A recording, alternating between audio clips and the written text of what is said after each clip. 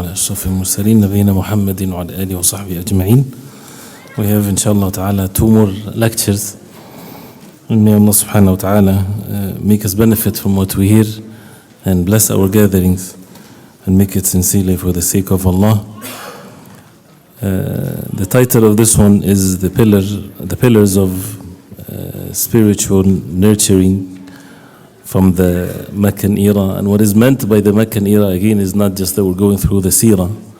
We're just looking into the how the Sahaba radiallahu anhum, where the Quran was revealed in Mecca and how that changed them, and how their iman was established and how it increased, and the actions that they changed the world as a result of this, and how the hearts were changed. There was less ahkam, as we know, in Mecca, but how Allah subhanahu wa ta'ala changed their hearts, and how Allah subhanahu wa ta'ala chose them to be the best generation ever brought to mankind. But looking into these verses and to these surahs, and what basically was the main reason for them to nurture their iman, because we are in need of this. We need to raise ourselves. When we say raise ourselves, at-tarbiyah is not only for children. At-tarbiyah is for the adults also. And at-tarbiyah is something that is done gradually. As you raise a child, you don't say to your child, sit down, I'm going to give you some tarbiyah sessions. It's the everyday actions and instructions and correcting and gentleness in raising, basically. The way that Allah subhanahu wa ta'ala make our body physically grows without even paying attention to it. This is how the tarbiyah occurs and purifies the heart. And this is how the heart is purified, because the one that purifies it is Allah subhanahu wa ta'ala. Allah subhanahu wa ta'ala is the owner of these hearts. So the more the person rely upon Allah subhanahu wa ta'ala to achieve that, and Allah sees what's in the hearts. If the sidq is there, if the truthfulness is there, and the person, he means it when he says he's a Muslim, that means he is in state of submission to Allah subhanahu wa ta'ala. Submitting to Allah subhanahu wa ta'ala in whatever the Quran commands us to do, he wants to learn to follow. Full submission to Allah subhanahu wa ta'ala. And as we already established this, that the physical actions, it's easy to understand. Walk to the masjid, everybody understand what that means. Raise your hand, make ruku', make sujood, we understand that very clearly.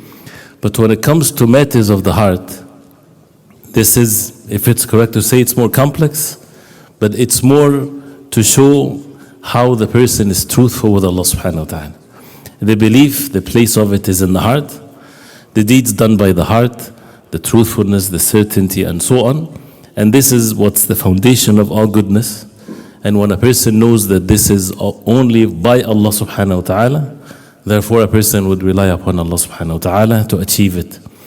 And that's why these 5 points that we will talk about inshallah ta'ala, that the Sahaba radiallahu anhum, through the Quran that was revealed in Mecca, they established this, which is having the hereafter with one's company, as they call it, istishab al-akhirah. The hereafter is always with them. They always see things in this worldly life with the basira, with the vision, as if they are seeing the hereafter. Because this is how things are. The fact that we're sitting now in the masjid, talking and listening and so on, there are things happening beyond this physical gathering. Whether deeds are being accepted or wal-'iyadu billah, it's rejected. And Allah subhanahu wa ta'ala sees what's in each and every one in his heart. And our a'mal. Inna Allah la yanzuru ila suwarikum wa la ila ajsamikum walakin yanzuru ila qulubikum wa a'malikum. Allah does not look at your physical appearance, your image, but rather He looks at your hearts and your actions. So this is how to transform our hearts to be in the state of seeking the pleasure of Allah subhanahu wa ta'ala alone. The ibadah is done sincerely for the sake of Allah, seeing the effect of actions. If these actions are accepted, that means the rewards are given in the hereafter. That means the person would see it there. So then the heart will act accordingly, and therefore the physical body. If a person is about to be close to a sin, he sees what's the effect of that in the hereafter. It's not something that is left to our own reason. This is all in the Quran. Quran built that in the hearts. You would see that relationship, and if we go through verses of the Quran that shows this very clearly, and also in the Sunnah of the Prophet ﷺ. So, but it's Ashab al-Akhirah, ta'zeem al-salah, exalting the salah, the brotherhood in faith that they achieved and they performed, qiyamul layl, which is one of the very, we can say, strange thing for a person to think that doesn't know what the wahi is. Qiyamul layl was fard in Mecca. We'll talk about that inshallah ta'ala, and the effect of that, and leaving the major sins in Mecca, while the Quran was revealed before even the many ahkam that came afterwards. So the first one, which is having the hereafter always vivid as if it's in front of the person while doing everything, this is how the Quran affected their hearts with that regard. And from the moment even the Ansar, when they gave the bay'ah to the Prophet ﷺ, even though this is towards the end of the Meccan era, they were giving the pledge of al-Iman for what? For nothing but the hereafter. No promise of any sort whatsoever of this worldly gain. This entire deen is about the hereafter. Seeking rewards from Allah subhanahu wa ta'ala in the hereafter. As is always mentioned, this is the place of amal. This is the place of actions and the rewards in the hereafter. When someone is seeking rewards of their good deeds in this worldly life, then the amal is not for the sake of Allah. Seeking rewards from Allah in the hereafter. Seeking. And there's major difference between seeking rewards versus rewards come. The reward will come in the dunya also. Allah subhanahu wa ta'ala is shakur. If someone is obedient to Allah, he would see the effect of his actions in this life. But the individual, he's not seeking rewards of his actions in this world. Seeking the rewards from Allah subhanahu wa ta'ala only in the hereafter. So that's why they would see that clearly when the verses were revealed. Pick any surah that was revealed in Mecca. ألهاكم التكاثر حتى زرتم المقابر كلا سوف تعلمون ثم كلا سوف تعلمون. ألهاكم التكاثر. This has a sense or سياق of اللوم ومعاتبة للقلوب, blaming the hearts, having some admonition to the hearts. The increase and the multiplication of wealth diverted you away from what? From having the hearts attached to the hereafter, from the purpose of this life. حتى زرتم المقابر, till you visited the graves. Two meanings: till you die and you go to the grave when it's too late, when you see the reality, or till you actually, when you visit the grave, you see the reality of this life. That's why the Prophet ﷺ, he said, كنت قد نهيتكم عن زيارة القبور فزوروها فإنها تذكركم الآخرة. I used to forbid you from visiting the graves, but visit the graves because it reminds you of the hereafter. So we have to be reminded of the hereafter. And so when they were given the pledge, so something, as I said, Surah Al-Hakum Al-Takathur, if you continue going through the tafsir of it and acting according to what the meanings of it, and this is one surah of the Quran. كَلَّا سَوْفَ تَعْلَمُونَ ثُمَّ كَلَّا سَوْفَ تَعْلَمُونَ. And Allah subhanahu wa ta'ala, the Most High, He is repeating that you would definitely would know. You would definitely, surely you will know. And the effect of the repetition, because the heart is in need of this constant repetition, that we need to be reminded always, because this is by default. We are in forgetfulness unless we do something to remember and to remind ourselves. It's not going to be the default that we are in state of remembrance and we see things. No, we have to be diverted. This is how human beings are. But we have to do the act of ubudiyyah to constantly remind ourselves, and by being attached to the book of Allah, the Quran, then we have this constant reminder. Even the Quran that is recited in the salawat and so on. كَلَّا لَوْ تَعْلَمُونَ كَلَّا سَوْفَ تَعْلَمُونَ ثُمَّ كَلَّا سَوْفَ تَعْلَمُونَ كَلَّا لَوْ تَعْلَمُونَ عِلْمَ الْيَقِينِ لَتَرَوُنَّ الْجَحِيمِ ثُمَّ لَتَرَوُنَّهَا عَيْنَ الْيَقِينِ ثُمَّ لَتُسْأَلُنَّ يَوْمَئِذٍ عَنِ النَّعِيمِ. Sahaba, Arab, they understand the words, they understand even every letter and how the tawqeed and lamul qasam, and no doubt, and this is kalamullah. They dealt with the Quran because this is the speech of Allah subhanahu wa ta'ala. that you would see it, you would have the knowledge of the yaqeen, the certainty, and you would see it with your own eyes, and you would see the hellfire. Right? So, and you will be asked about the na'im, you would be asked about the delight and the comfort that you have in this life. Even al-ma' al-barid, you will be asked about it. Even the cold water that you drink in a hot summer day, you will be asked about it. Meaning that it's given to us so that we fulfill the purpose of our life. So the verses and the truthfulness in their hearts and bending of what's mentioned before, this is how then they were living physically on the face of earth, doing what everybody else does. They seek the provisions from Allah, they worship Allah, they do all kinds of things, but their hearts attached to the hereafter as a result of the Quran. And the Prophet ﷺ, being his manners the Quran, as some people they might think the manners is dealing with others, this is one aspect of manners. So كان خلقه القرآن, the manners of the Prophet ﷺ was the Quran. Does the Quran only talks about dealing with others? Which is, whenever we say khuluq, manners, we think of dealing with people. No, the Quran talks about dealing with people, but the manners with Allah, the manners meaning the tawheed, to avoid shirk, what is right, what is wrong. The hereafter, the manners of the Prophet ﷺ was about what's going to be in the hereafter. The heart was like this.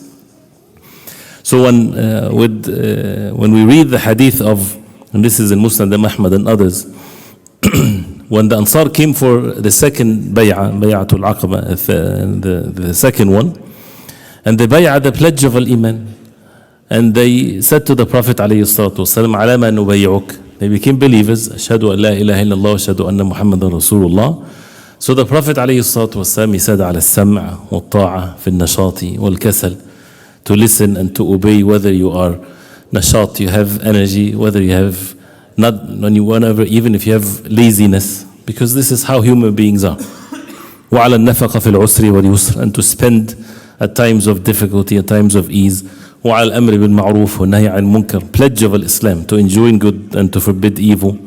وَعَلَى أَن تَقُولُوا فِي اللَّهِ لَا تَأْخُذْكُمْ لَوْمَةَ لَائِمٍ, and that you say about Allah subhanahu wa ta'ala, no one would divert you, make you compromise the deen of Allah, those who would plot against you or so. That means you would always say and be upon the truth.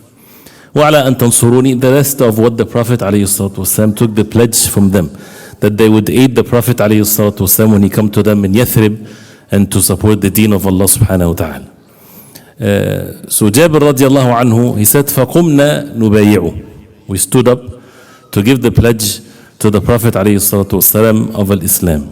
فأخذ بيده أسعد ibn Zurara radiallahu anhu. As'ad ibn Zurara, one of the companions, he took the hand of Jabir like as if, wait, he's getting up to give the pledge to the Prophet ﷺ. He took his hand.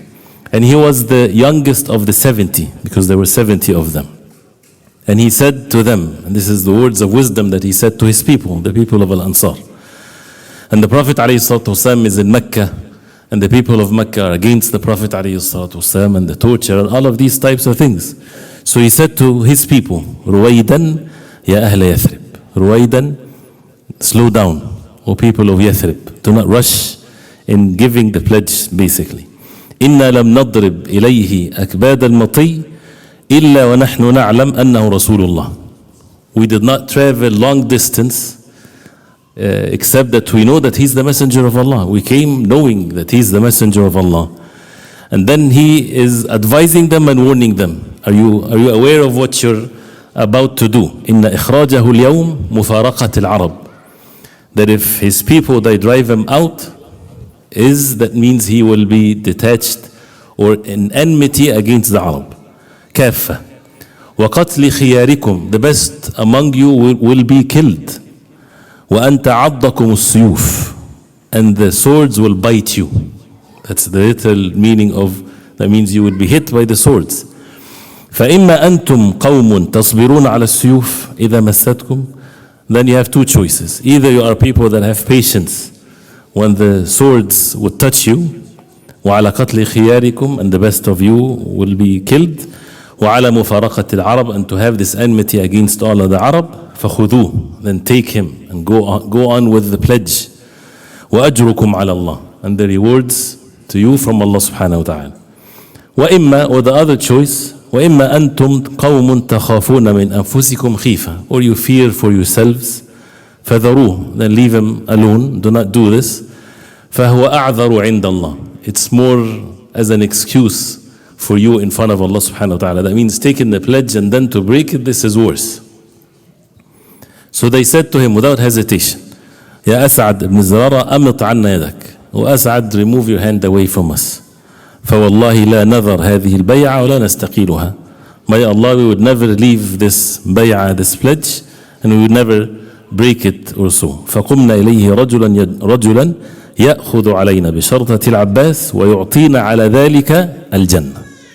We stood up, one man after the other, that the Prophet ﷺ is saying to them this pledge, which is Al-Abbas, he had said to them one after the other, and to give us in return, what is in return? One word, which is Al-Jannah. That's it. This is what the promise of the Prophet ﷺ to them.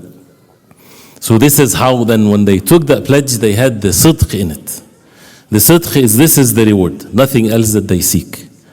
And they lived according to this covenant and in every action of their life. And as we heard the athar from Abdullah ibn Rawaha, remembering the hellfire weeps, they recite the Quran, the ayat of the Jannah, the ayat of the hellfire, they see themselves like that, as if they are one or the other. So they fear Allah, they hope for the rewards from Allah subhanahu wa ta'ala.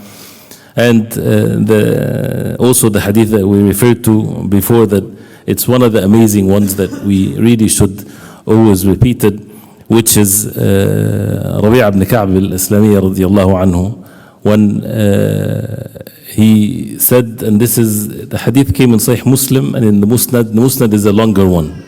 He said, كنت أخدم رسول الله صلى الله عليه وسلم. I used to serve the Prophet عليه الصلاة والسلام وأقوم له في حوائجه. And I would be going for the needs of the Prophet عليه الصلاة والسلام نهاري أجمع, the entire day. حتى يصلي العشاء الأخيرة فأجلس ببابه. Till he prays the Isha prayer and I would sit by his door إذا دخل بيته. أقول لعلها أن تحدث لرسول الله صلى الله عليه وسلم حاجة. Maybe a need of the Prophet عليه الصلاة والسلام will happen, so I'll be there for him. فما أزال أسمعه يقول, I keep on hearing him saying سبحان الله سبحان الله سبحان الله وبحمده, hearing the Prophet عليه الصلاة والسلام saying that inside of his house. حتى أمل فأرجع, either I get bored so I return back, أو تغلبني عيني فأرقد, or my eyes overpowers me and I sleep. قال فقال لي يوما لما يرى من خفتي وخدمتي. He said to me عليه الصلاة والسلام one day, سلني يا ربيعة أعطك. Ask me, O Rabi'a, I will give you. In this narration, he said, فَقُلْتُ أَنظُرُ فِي أَمْرِ يَا رَسُولَ اللَّهِ. The narration of Sahih Muslim, he gave him the answer right away. In this narration, he said, أَنظُرْ فِي أَمْرِ. O Prophet of Allah, let me look into my affairs. Let me think. He's given him this open request. Whatever you ask for, you will be granted. He said, let me look into my affairs, O Prophet of Allah. ثم أعلمك ذلك. Then I would inform you. قال, so he's saying that now ربيعة, ففكرت في نفسي. ففكرت, I kept on thinking about my own self. فعرفت أن الدنيا منقطعة زائلة. I acknowledge and I know that the dunya منقطعة, severed, is going to be not forever. It's going to go away. وأن لي فيها رزقا سيكفيني. And I have in this dunya rizq provisions that will be sufficient for me. He was from the Ahl Sufa, by the way. The poor people, those who are at the end of the masjid of the Prophet ﷺ. So the rizq is going to come no matter what and will suffice for me. قال فقلت أسأل رسول الله صلى الله عليه وسلم لآخرتي. I will ask the Messenger صلى الله عليه وسلم for my hereafter. فإنه من الله عز وجل بالمنزل الذي هو به. Because he is in this level to Allah subhanahu wa ta'ala and his dua will be granted. He says, فَجِئْتُ. So he went to the Prophet alayhi salatu wasalam. So the Prophet alayhi salatu wasalam, he said to him, مَا فَعَلْتَ يَا رَبِيعَ. It shows how the concern also the Prophet alayhi salatu wasalam with his companions. Each one is treated as if all of the concern is towards him. And the Prophet alayhi salatu wasalam is the messenger of all of them. And in the responsibilities are beyond what we can imagine, but each one he would feel that he is receives the best concern of the Prophet alayhi salatu wasalam. So Rabi'a said to the Prophet alayhi salatu wasalam, أسألك مرافقتك في الجنة. I ask you مرافقتك. الرفيق is the companion. I ask you to be your companion in Jannah. So the Prophet عليه الصلاة والسلام أو غير ذلك, is there anything else? He did not say, well, let's get the dunya with it. He says, هو ذاك. This is it. Nothing but the companionship in Jannah. The Prophet عليه الصلاة والسلام, he said to him, فأعني على نفسك بكثرة السجود. أعني, help me. على نفسك, help me against yourself, against your nafs, by making frequent sujood. And this sentence requires attention. The Prophet ﷺ did not say to him, you got it, you are my companion in Jannah. He said, help me to achieve this of what you want and against yourself. So the self is like the enemy in between. To do what? بكثرة السجود. And the sujood here is the salah, not the sujood by itself. And the sujood by itself, as it's well established, by itself like this, a person making sujood, this is bid'ah. This is innovations in the deen. The Prophet ﷺ never made sujood as a ibadah, just sujood. Unless it's sajdat shukr, sajdat tilawa, yes. But the sujood here, and the sujood mentioned in the Quran, is the salah. So you make salah, and you will make in the salah sujood. Every rak'ah has 2 sajda. The point here also is, when we ask how can the hearts be changed and how can someone enter the Jannah of Allah subhanahu wa ta'ala and how to nurture our iman like this is the way to achieve it. So there is no wishful thinking solution. Having the hereafter present always in our hearts, when we ask how can we have this, is it something that you have to be focused, think of the hereafter, think of the hereafter like this? This is not the way. The way is like this, is the salah, is the ibadah, is the easy way of it, which is the ibadah that we do it physically and then we work in our hearts when we are in the ibadah.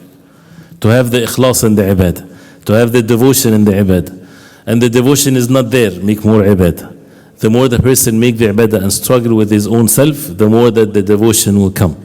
وَاسْتَعِينُوا بِالصَّبْرِ وَالصَّلَاةِ. Seek help in patience, be patient with yourself in the ibadah. And seek help in salah. And the means to achieve the purity of the heart and the effect of the ayat of the Quran is by the salah, is by making the salah. And Allah subhanahu wa ta'ala sees that the person is sincere and is truthful, so then the heart will change. And this is really the means to achieve the deeds done by the heart and with, as mentioned before, the sound aqidah, the deeds done by the heart, because the salah has all of it in it. As also as we heard before, if you want to have the best effect to the heart with regards to the Quran, as the ulama they say, be behind the Imam in Salatul Fajr and listen to the Quran of Salatul Fajr. One of the means to achieve this. وَقُرْآنَ الْفَجْرِ إِنَّ قُرْآنَ الْفَجْرِ كَانَ مَشْهُودًا. So the Quran that you listen to it in any other place is not the same as when you are in the salah, in the masjid, listening to the Quran of Salat al-Fajr has an effect. It's witnessed, as Allah subhanahu wa ta'ala said. So the salah or the Quran recited in the salah is the best time to listen and to read, and the same thing with the night prayer as it's going to be mentioned. The Prophet ﷺ, whenever he would speak to them, this is how things are. It's about the hereafter.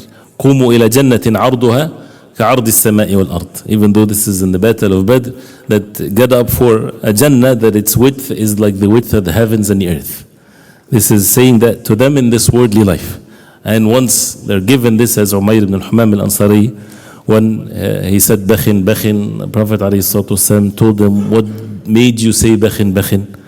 And Bakhin, Bakhin is because of something great happened. He said, nothing, O Messenger of Allah, إِلَّا رَجَاءً أَكُونَ مِنْ أَهْلِهَا, except that I wish that I'm from the people of Jannah. In this case, for Umayr ibn al-Humam al-Ansari, he said, فَإِنَّكَ مِنْ أَهْلِهَا. You are from the people of Jannah. Wahi from Allah. So he was eating dates to get some strength to fight, and then he said, he threw the dates and he said, لَإِنْ عِشْتُ حَتَّى آكُلَ تَمَرَاتِ هَذِهِ إِنَّهَا لَحَيَاةٌ طَوِيلٌ. If for me to live till I finish eating these dates, it's a long life. Now he's given the news that he's from the people of Jannah. So what's it worth to live long in this life? So he threw the dates and he went and he fought and he was martyred, radiallahu anhu. So the Jannah, the hellfire, right there present in the life, because this is how things are. That our deeds are being recorded, and the angels are recording the good deeds and the bad deeds. And since the person is still alive, that means where the book is being written, so things can be erased, things can be continue to be there by repenting to Allah, by increasing the good deeds. This is the time when we have the imhal, the ease before the book is closed, and then there's no more deeds to be added unless a person has sadaqah jariyah, continuous charity, righteous son to make dua to Allah subhanahu wa ta'ala for him, or knowledge that is being benefiting. The same thing as the hadith in Bukhari and Muslim, and there are many examples. Just one more example inshallah ta'ala because of the time. One of the companions, Haram ibn Milhan, he's the uncle of Anas radiallahu anhu. When in the battle of Bi'r Ma'una, 70 of the Qurra, they were killed and martyred. And he was one of them. And he was stabbed, khiyana, betrayal from his back. Someone came with a spear and he stabbed them from behind. فَنَفَذَ الرُّمْح. That means it came out from the front. He stabbed them from the back and it came out from the front. Anas radiallahu anhu, he said, لما طعن حرام بن ملحان يوم بئر معونة حتى أنفذه الرمح, till the spear went through him. Immediately when that happened, قال حرام فزت ورب الكعبة. I'm a winner by the Lord of Al-Kaaba. Immediately, this is the first instant when this happened to him. The Prophet ﷺ, far away from them, sitting with the companions radiallahu anhum, he said to them, إِنَّ إِخْوَانَكُمْ قَدْ قُتِلُوا. Your brothers have been killed. وَإِنَّهُمْ قَالُوا, and they said, اللهم بلغ عنا نبيك. Oh Allah, convey from us to our Prophet. أَنَّ قَدْ لَقِينَاكَ فَرَضِينَا عَنْكَ وَرَضِيتَ عَنَّا. Inform our Prophet that we had met you, O Allah, and we are pleased with you and you are pleased with us. So the Prophet ﷺ informed them. And if we go through the examples, even with charity, with taqun nara wala bishiqi tamra, shield yourself from the hellfire even with a half piece of date, it's always the hereafter. And this is something that we need to implement in our life, in our speech, in our actions. Save yourself from the hellfire, make your salah. Enter the Jannah of Allah subhanahu wa ta'ala, get the rewards from Allah, make dhikr of Allah. Knowing the rewards of actions. As if this is something that is next door, because this is how reality is. النار أقرب إلى أحدكم من شراك نعله والنار الجنة أقرب إلى أحدكم من شراك نعله والنار مثل ذلك. The Jannah is closer to one of you than his shoes, and the same thing the hellfire. And how life is short, and everyone, when the moment of death comes, either will receive the bishara, the glad tidings of Jannah, or wal'ayadu billah, that he's from the hellfire immediately, which is how close this matter is. So we ask Allah subhanahu wa ta'ala to make us among the people of Jannah and to give us this reality. And as we said in the ayah, who's the ones that were chosen by this great gift from Allah? Inna akhlasnahum bi khalisatin dhikr ad-dar, that they would always remember the hereafter. So this is a gift from Allah. And it's a result and a consequence of the iman.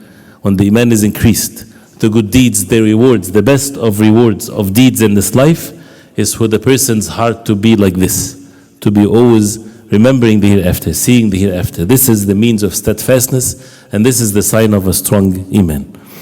The second thing that they were also upon, which is exalting the salah, even though the salah came later in the time when they were in Mecca. But when in Mecca, the Prophet ﷺ, and there are narrations in this, he would go out ﷺ to Shi'b, and Shi'ab Mecca, the field, the outside of Mecca in the desert, between the mountains. And he would make salah there ﷺ, because of the people of Quraysh. If they see them, they will torture them. So one of the narrations, the Prophet ﷺ would go with Ali radiallahu anhu. فَيُصَلِّيَانِ الصَّلَاةِ, during the day. فَإِذَا أَمْسَيَ رَجَعَ, and when the night time comes, they return back, so that the people of Quraysh do not see them. This is before they start going to Dar al-Arqam and learning the deen and making salah there. The same thing as one of the first, when sometimes people ask the questions, what do you call it, in competitions, who's the Sahabi, the first one that shed blood for the sake of Allah? Anyone knows? Who's the Sahabi? No. Sa'ad ibn Abi Waqqas. Sa'ad ibn Abi Waqqas was the first one to shed blood for fi sabilillah. Where was that? Was in Mecca. They would go with the Prophet ﷺ hiding from the people, because if they see them, they would torture them, preventing them from salah. أَرَأَيْتَ الَّذِي يَنْهَى عَبْدًا إِذَا صَلَّى. Allah subhanahu wa ta'ala said that in Surah Al-Alaq. Have you ever seen such a strange and evil person that he would forbid someone, abdan, which is Muhammad sallallahu alaihi wasallam, and his companions, إِذَا صَلَّى, when he makes salah to Allah subhanahu wa ta'ala, أَرَأَيْتَ إِنْ كَانَ عَلَى الْهُدَى, and so on. So Ibn Ishaq, he said that when they went and some of the mushrikeen, they saw them, it was the Prophet ﷺ, Sa'd ibn Abi Waqqas and others. So they start fighting with them. So Sa'd ibn Abi Waqqas, he took one of the pieces of the palm tree and he hit the guy and he shed blood. This mushrik was wounded as a result of that. They were defending themselves. All of that for what? To establish the salah, to make the salah. And you see how when the person has the means of security and safe to come to the masjid and to make salah, and then you see how faulty we are. So this is how the Prophet ﷺ, this is because of the exalting and the importance of the salah in the hearts. Sa'id ibn Zayd radiallahu anhu, he said, استخفينا بالإسلام سنة. We were hiding our Islam for 1 year. ما نصلي إلا في بيت مغلق أو شعب خال. We would never pray unless it's a closed house or outside, away in the desert, empty. ينظر بعضنا لبعض. Each one of us looking at one another, because expecting someone would come and see them. And then they were in Dar al-Arqam and they would learn the deen and they would make salah and so on. Surah Al-Mu'minun, Surah Makkiyah. قَدْ أَفْلَحَ الْمُؤْمِنُونَ الَّذِينَ هُمْ فِي صَلَاتِهِمْ خَاشِعُونَ. And this was revealed in Mecca. أُتْلُ مَا أُوحِيَ إِلَيْكَ مِنَ الْكِتَابِ وَأَقِمِ الصَّلَاةِ. This ayah in Surah Al-Ankabut, Makkiyah, Makki Surah. Recite what has been revealed to you in the book. وَأَقِمِ الصَّلَاةِ. Establish the salah. كلا لا تطيعه واسجد واقترب, Surah Al-Alaq, and it's a Makki surah. Wasjud waqtarib, make sujood and make yourself close to Allah subhanahu wa ta'ala. And it was revealed also to the Prophet ﷺ and to the companions that in Surah Yunus, when Allah subhanahu wa ta'ala said about Musa and Bani Israel, when he said وَأَوْحَيْنَا إِلَى مُوسَى وَأَخِيهِ أَن تَبَوَّأَ لِقَوْمِكُمَا بِمِصْرَ بُيُوتًا وَجَعَلُوا بُيُوتَكُمْ قِبْلَةً وَأَقِيمُوا الصَّلَاةَ وَبَشِّرِ الْمُؤْمِنِينَ. Ulama, they say this was the sign of the victory of Bani Israel on Fir'aun. What is the sign of the victory of Bani Israel against Fir'aun when they were tortured and they were hiding? Allah subhanahu wa ta'ala said, we awhayna, gave the wahy to Musa and his brother, أن تبوأ لقومكما بمصر بيوتا, have homes in Misr, وَجَعَلُوا بُيُوتَكُمْ قِبْلَةً, and make your homes your qibla. That means pray at home, because they can't show them that they're praying, otherwise they would torture them and kill them. So make your salah at home. وَأَقِيمُوا الصَّلَاةَ, and establish the salah. وَبَشِّرِ الْمُؤْمِنِينَ, and give glad tidings to the believers. What is the glad tidings? What is the good news here? That you will be victorious over Fir'aun. But if you do this, if you establish your salah, even though they are hiding from Fir'aun, and there is no means of victory whatsoever, Allah subhanahu wa ta'ala gave them victory. And how these verses were revealed, and the Sahaba are reading it and reciting it and learning and acting according to it. Understanding that the salah is the most important act to establish the iman, to nurture their iman, and to be steadfast upon the deen of Allah subhanahu wa ta'ala. When it comes to the third point, which is, and also there are many evidences to this, the issue of al-ukhuwa, the brotherhood, which is a subject, as they say, موضوع ذو شجون, is a subject that brings pain really when, as you see the status of us as Muslims. Well, it's not about others, it's about our own selves. You see the level of the brotherhood, how it was at the time of the Prophet ﷺ and the companions, based on the nusus, based on the text. and what's the right of a Muslim on a Muslim versus our reality, then we ask ourselves why what's happening is happening, even in the same community. And Allah subhanahu wa ta'ala knows best what's in the hearts. So, and there are ayat of the Quran, إِنَّمَا الْمُؤْمِنُونَ إِخْوَةً. Indeed, the believers are nothing but brothers. And the many verses that talks about this, that Allah subhanahu wa ta'ala made it part of al-Iman. لا يؤمن أحدكم حتى يحب لأخيه ما يحب لنفسه. None of you shall believe till he love for his brother what he love for himself. That means if he doesn't, that means his Iman is weak. That makes the Iman, nurturing the Iman is establishing the brotherhood. Not the brotherhood from the same mother and father only, the brotherhood based on al-Iman, based on the faith, the believers towards one another. And the Prophet ﷺ made it very clear, وَالَّذِي نَفْسِي بِيَدِي, swearing by Allah, by the one that my soul is in his hands, by Allah subhanahu wa ta'ala, لَا تَدْخُلُ الْجَنَّةِ, you would not enter Jannah حَتَّى تُؤْمِنُوا, till you believe. No kafir is going to enter Jannah. وَلَا تُؤْمِنُوا حَتَّى تَحَبُّوا. So the Iman is the condition to entering Jannah. How to achieve al-Iman? وَلَا تُؤْمِنُوا, in some of the issues, وَلَا تُؤْمِنُوا. You won't believe حَتَّى تَحَابُّوا, till you love one another for the sake of Allah because of the Iman. So that's why even that love increases and decreases is according to the Iman. And then the Prophet ﷺ, and is always with these meanings, you would find an easy step to come to achieve it. ألا أدلكم على شيء إذا فعلتموه تحببتم أفشوا السلام بينكم. Should I inform you of something that if you do, you will love one another? أفشوا السلام, spread السلام among yourselves. And as talked about it before many times, a person would say, we always say salam to each other, but we're not doing it in the right way. Because if we're doing it the right way, then the mahabba will be there, the love will be there, and the iman will be established. So first of all, afshu, you spread it to the ones that you know and the ones that you don't know. And as-salam is the dua. And this is the sign of the love in the heart towards the other believer. Even if he's a sinner, you make dua to Allah subhanahu wa ta'ala. If he deserves to receive the salam from you, that means you're saying it sincerely. Oh Allah, Ya Allah, oh Allah, make this individual safe in this dunya and in the hereafter. Assalamu alaikum wa rahmatullahi wa barakatuh. And may Allah have mercy on you. And may Allah bless you. If that is done sincerely, right, then this is what brings the heart, and Allah subhanahu wa ta'ala knows what's in the hearts. So, and how they would help one another in this matter, and to remember the favors of Allah. وَاذْكُرُوا نِعْمَةَ اللَّهِ عَلَيْكُمْ إِذْ كُنْتُمْ أَعْدَاءً فَأَلَّفَ بَيْنَ قُلُوبِكُمْ.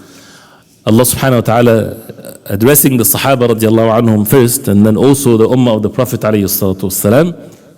Remember the favor of Allah upon you when you were enemies, and Allah subhanahu wa ta'ala brought your hearts together. So who's the one that brings the hearts together? Allah subhanahu wa ta'ala. And they were enemies to one another, fighting over a well of water, fighting over things for 40 years and things like this.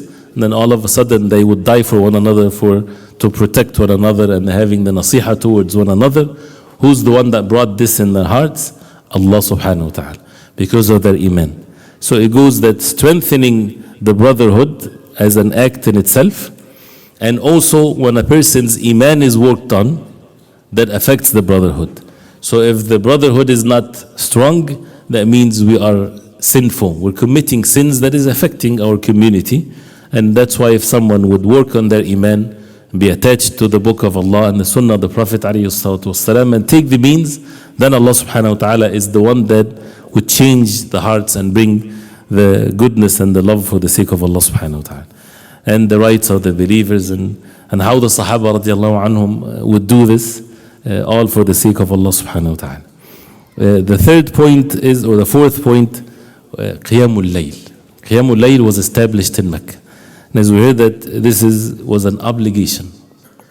For an entire year, Qiyamul Layl was an obligation for the people in Mecca. Before the establishment of the Salah, Qiyamul Layl was an obligation. And Surah Al-Muzammil, as Ibn Abbas radiallahu anhu, he said, the first surah was Surah Al-Alaq, then Surah Al-Qalam, then Surah Al-Muzammil, which talks about Qiyamul Layl. It was said to be the third surah. Ya ayyuhal muzammil, قُمِ اللَّيْلَ إِلَّا قَلِيلًا نصفه أو انقص منه قليلا أو زد عليه ورتل القرآن ترتيلا إن سنلقي عليك قولا ثقيلا. Indeed, heavy speech will be revealed to you, preparing the Prophet ﷺ and the companions radiallahu anhum with the Quran recited in the night prayer for the mission to come, for the message, and for them to be able to face their people and to fulfill this objective of life and the ubudiyyah to Allah and this mission.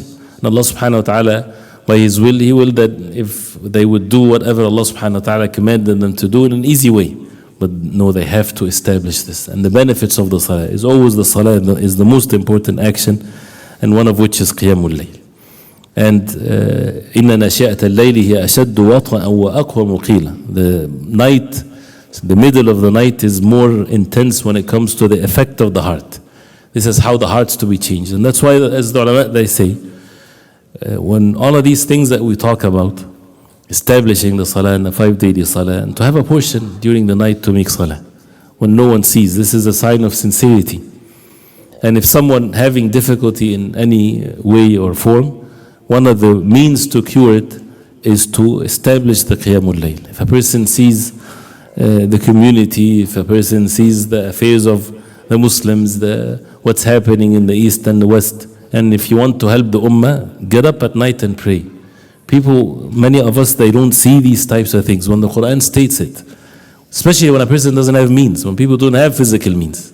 These are the most important means. Even if there are means, this is also to be established. The Prophet ﷺ in the battles, he would pray the night prayer. The battle of Badr, the Prophet ﷺ stood up in salah the entire night before the battle of Badr. And why إن ناشئة الليل هي أشد وطئا وأقوى مقيلة. وأشد وطئا وأقوى مقيلة, as it's mentioned also in the tafsir, أحفظ للقلب القرآن. If you want to memorize, as they literally translated, if you want to memorize the Quran good, pray the night prayer with the Quran. And أحفظ is not just to memorize the words of it, but to act upon the Quran. Have a portion of the night where you recite the Quran, even if it's the few surahs that you remember. The effect of it in the heart is something that is beyond what we see. And as you see always the religious means, you cannot make or draw a straight line. If I do this, this is going to happen and this is going to happen, like as if you're walking from point A to point B. It's not like the physical means. It doesn't work this way. The religious means, and I hope I get this clear so that it's understood, the religious means, it's meant to be that you don't see the outcome. You're only seeing that you're abd. And this action is pleasing to Allah. You know that for sure. That Allah subhanahu wa ta'ala love for you to establish the salah. Love for you to establish the qiyamul layl, ad-du'a, and so on. And you should never see just from that this is what's going to happen as a result of that. Otherwise, if you see it, it loses the ubudiyyah. It loses the submission to Allah subhanahu wa ta'ala, because you see the cause and the effect. So if it said, if you pray the night prayer for a year, you will have this and this and this in this life, and everybody will do it. But it doesn't work this way. You would do these acts of worship when you see all the means are against you. And this is how things were in Mecca. And for an entire year, Salatul Layl was an obligation upon them. So this is the case with, and as a rule, with all of the religious means. وَمَن يَتَّقِ اللَّهَ يَجْعَلْ لَهُ مَخْرَجًا وَيَرْزُقْهُ مِنْ حَيْثُ لَا يَحْتَسِبُ. Whoever obeys Allah, Allah subhanahu wa ta'ala will make ways out for them. And He would provide for him from ways that he does not expect. Hasan al-Basri rahimahullah, he said, إِنَّ الرَّجُلَ لَا يَهَذُّ السُّورَةَ وَلَكِنَّ الْعَمَلَ بِهَا ثَقِيلٌ. A man would say the surah, al-hadh is that you recited, mashallah, very good, memorized it perfectly. But to act upon it is heavy. And that's why it's supposed to be acted upon. So how to act upon it, and that's why in نشأة الليل أشد وطئا is to pray with it. You memorize something, you use it in the salah.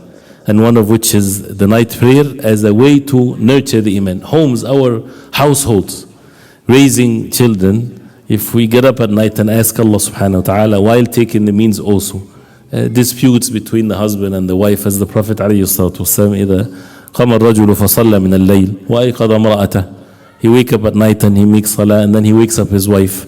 Umar radiallahu anhu, he would make the night prayer, and then at the end he would wake up his wife. and he would say, get up and make salah. And he would say the ayah, applying the Quran. وَأْمُرْ أَهْلَكَ. He would say that to them. وَأْمُرْ أَهْلَكَ بِالصَّلَاةِ وَاصْطَبِرْ عَلَيْهَا. Command your family to establish the salah and be patient with it. And the same thing, of course, the Prophet ﷺ would wake up Aisha radiallahu anha. Even the hadith, فَإِنْ أَبَتْ نَضَحَ فِي وَجِهَا الْمَاءِ رَحِمَ اللَّهُ امْرَأً.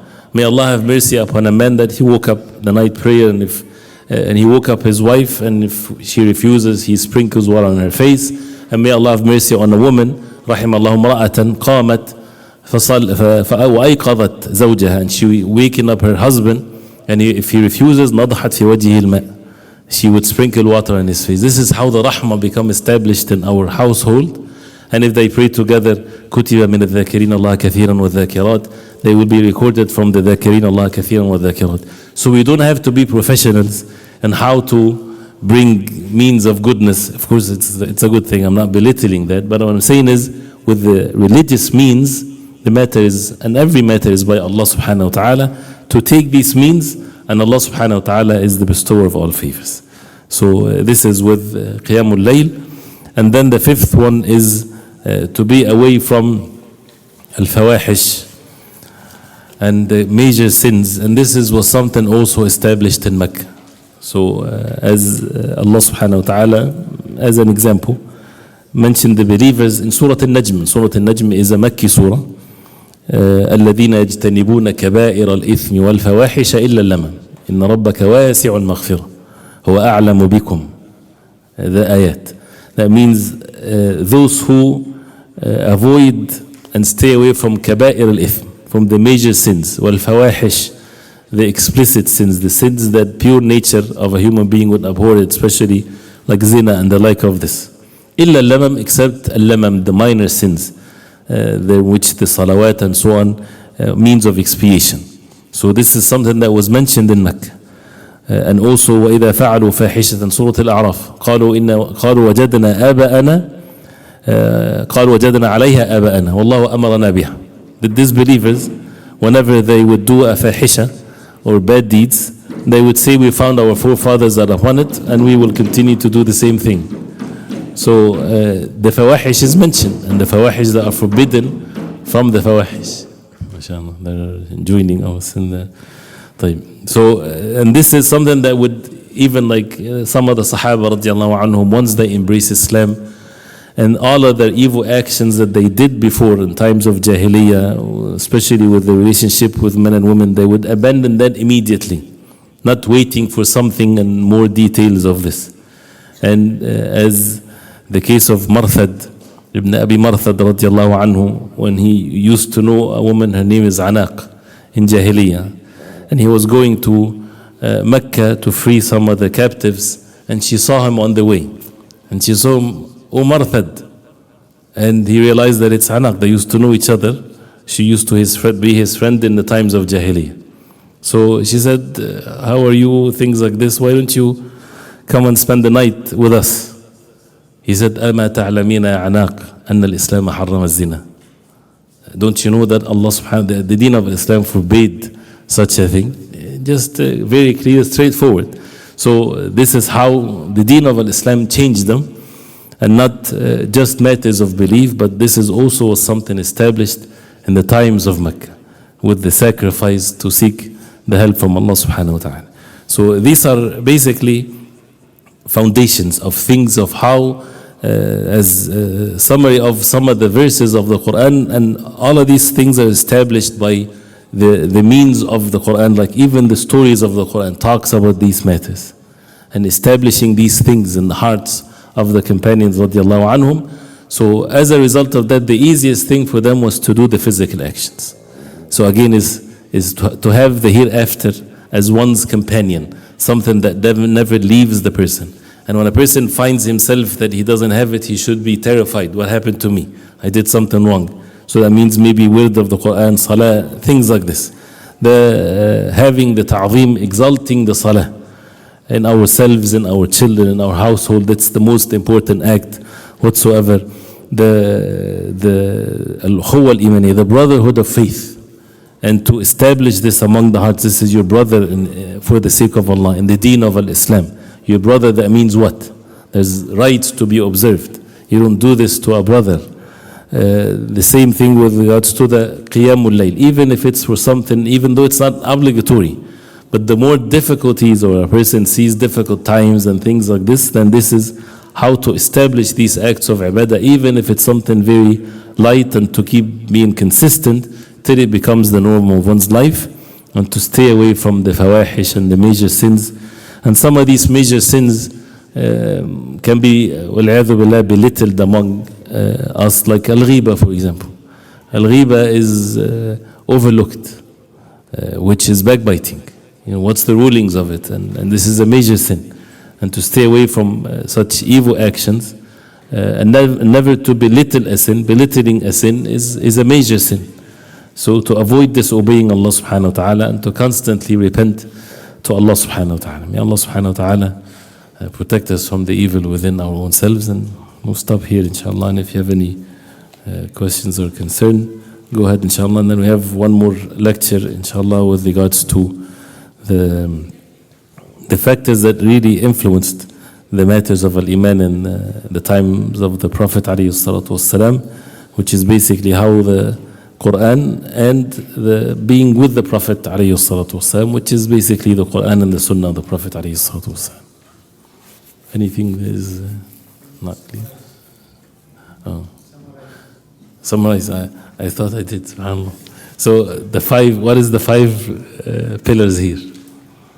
The first one is to have the hereafter. I'm not sure if this is the right way to say it, because in Arabic they call it istishab, right? To have the hereafter as your companion always. But how to achieve that is through the Quran. Through the Quran and the Sunnah of the Prophet ﷺ. Reading the tarajim, reading the biographies of the early generations of Islam. As some of the early generations of Islam, the people of knowledge, when they say, when you live with the ilm, as if you're living with them. Right? You see their life and their statements and everything like this, so as if you are one of them. So then the person will be affected. This is as a mean to establish and to nurture the iman. Ta'zeem salah is not about just to do the salah, but to exalt it, to make it, this is the most important act, and to say that to ourselves and to our children. It doesn't have to be that they would miss the good things in this life, but for you to do the 5 daily salah is more important than everything else in this life. More important than your school, more important than your father and mother, more important than everything else. It doesn't mean that he's going to neglect his father and mother. It doesn't mean that he's going to neglect his school. But it's to put the importance of things in our... It's about, we have to, this is one of the deeds done by the heart, and very important, that we have to prioritize things in the heart. What's the most important, what's the less important, things like this. Because this is how the way of the Quran is. How the Quran talked about the dunya versus the hereafter. So this has to be established, and that is to be done by repetition and by actions. And relying upon Allah subhanahu wa ta'ala. Brotherhood. This is one of these pillars that was established in Mecca, and they continued to be upon this in Medina until they departed from this life. And to establish this with the rights of brotherhood. Qiyamul Layl, which is how it was a fard in Mecca, and the significance of that and the reason of that, and to abandon and to stay away from al-fawahish wal-kaba'ir, the major sins, and to be patient and to repent to Allah subhanahu wa ta'ala from it. So may Allah subhanahu wa ta'ala make it easy, inshallah. Bismillah, alhamdulillah, wassalatu wassalamu ala rasulillah wa ala alihi wa sahbihi ajma'in. Jazakallah khair, Sheikh. Inshallah, we want to talk about something which is related to the topics that we begin this seminary with. And one of the statements that, or the close meaning of the statement that the Sheikh Hafidhullah he mentioned, that we have to pay close attention to, is falsehood is something that may spread and dominate, not because it's stronger, but rather the people of the truth have neglected the responsibility.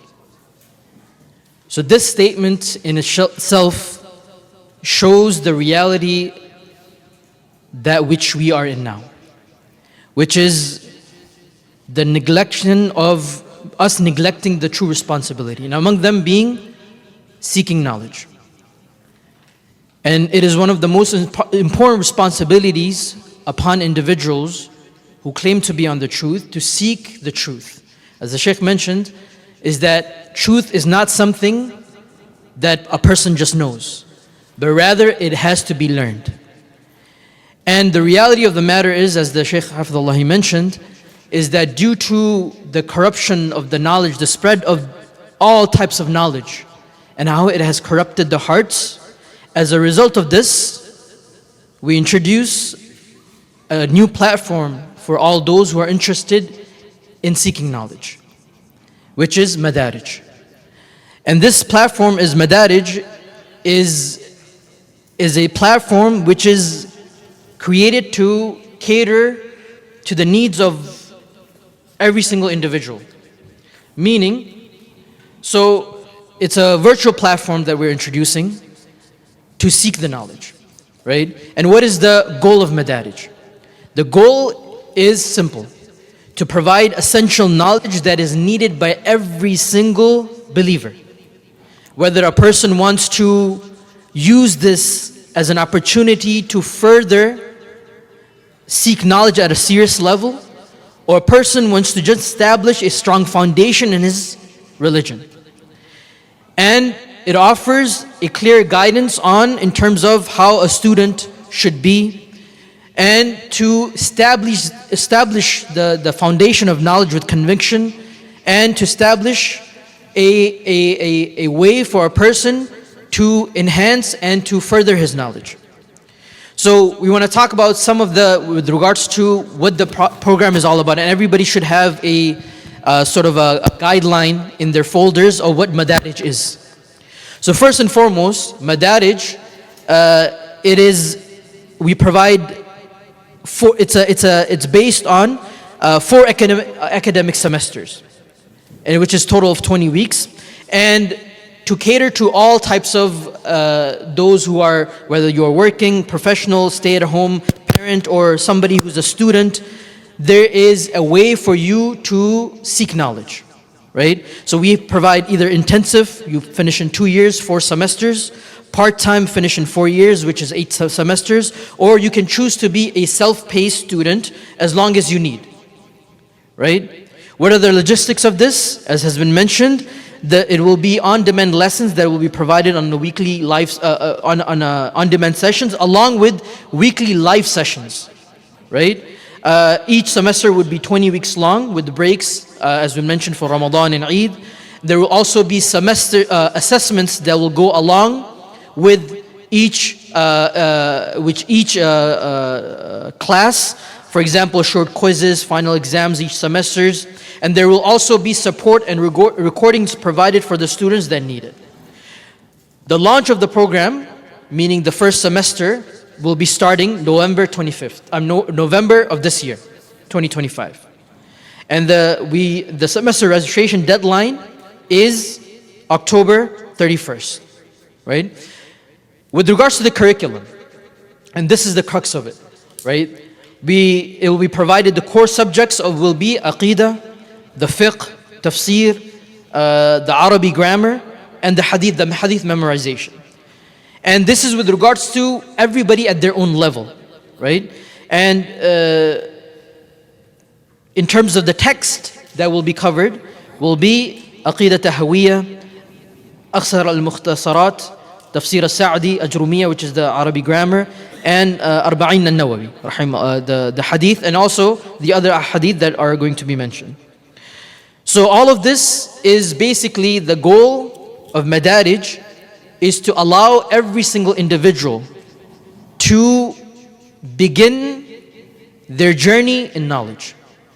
No matter what level that you're at, nobody should have an excuse not to learn. Nobody should have an excuse not to learn, because it's provided for.